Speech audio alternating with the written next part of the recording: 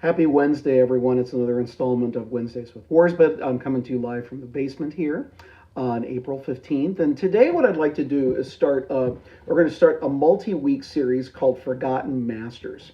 And the first composer that I would like to talk about is Robert Starr. Now, when Robert Starr was alive and writing quite a bit, he did a lot of the pieces that at least the orchestral world knows him for were written in the 1950s and 1960s. And when he was active, orchestras literally from all over the world would play his music. You would have conductors like Leonard Bernstein, Seiji Ozawa, and Zubin Mehta that would play his works. And had a very, very distinguished career. Born in Vienna, he later emigrated to Israel at the time of World War II. He got his bachelor's degree at the Jerusalem Conservatory.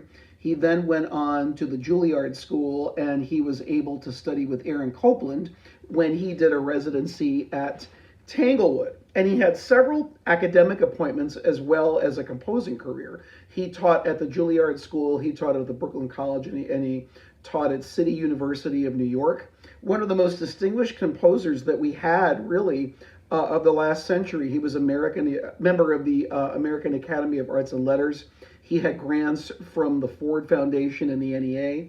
And for those of you that know about the Ford Foundation, that was a very, very important movement in American music. If you're not familiar with that, the Ford Foundation was initiated by the composer Norman Della Gioia. And what he tried to do is find composers that were out of school, just on the cusp of becoming professionals, and then they were in residency. They would live in residency in communities all across the United States, and there were several well-known composers now that took part in that program.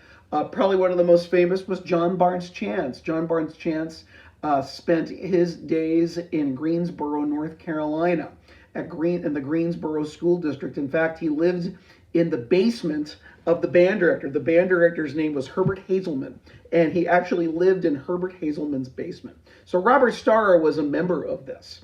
So thankfully for us, Robert Starr wrote several works for band that are just terrific, and they don't get as much play as they should. And so what I wanted to do is draw your attention to 5 pieces, 3 of which I think are very, very good. The first piece is called Fanfare, Pastorale, and Serenade. It's about at a grade 2 to 2.5 level, and it's a wonderful introduction to 20th century music for young students. The serenade in particular that ends the work is probably one of the most interesting pieces that you'll ever get a chance to hear. Sometimes when we hear the word serenade, that conjures up images of things that are song-like and sustained, and that isn't it at all.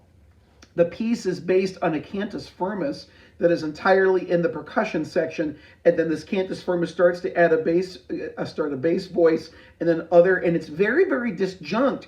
But the way that he puts everything together is just really, really spectacular. So there are quite a few good recordings of Fanfare, Pastorale, and Serenade on YouTube and other video outlets. So if you're looking something really different to do with your middle school band, I really recommend this piece. If you have a really good piccolo player, there is a piece called Fantasy on When Johnny Comes Marching Home for solo piccolo and band. The piccolo is about at a grade 4. The band is about a grade 3.5, if I remember correctly. One of my favorite pieces that he has written is lyric music. And lyric music, as well as the fantasy, the piccolo fantasy, both are published by Manhattan Beach Music. So if you're looking for those 2 pieces, that's where you can find them. Fanfare, Pastorale, and Serenade is published by Ludwig Masters, but even though those folks have gone out of business, it's my understanding that you can still get the piece. 2 other pieces of his that I'd like to draw your attention to, not as well known, and they are called The Rolling Earth, and then the other one is Above, Below, In Between. And I haven't had as much contact with these pieces, but I have always been impressed every single time that I've listened to the music of Robert Starr. It's pretty good. I would also draw your attention to two other things very quickly about Robert Starr.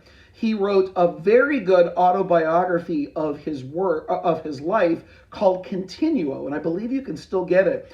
And it's really a fascinating look at a composer who was kind of coming of age at the end of World War II and had all of these different trainings from being in Vienna and then being in Israel and then being in the United States. The last thing that I will leave you with is that a lot of you, especially if you're a generation of my age, I'm almost 50, or maybe a little bit older, many of you may have used Robert Starr's rhythmic training text when you were taking aural skills class. And there's a very fascinating story in his book, in his autobiography, in that he was selected for jury duty.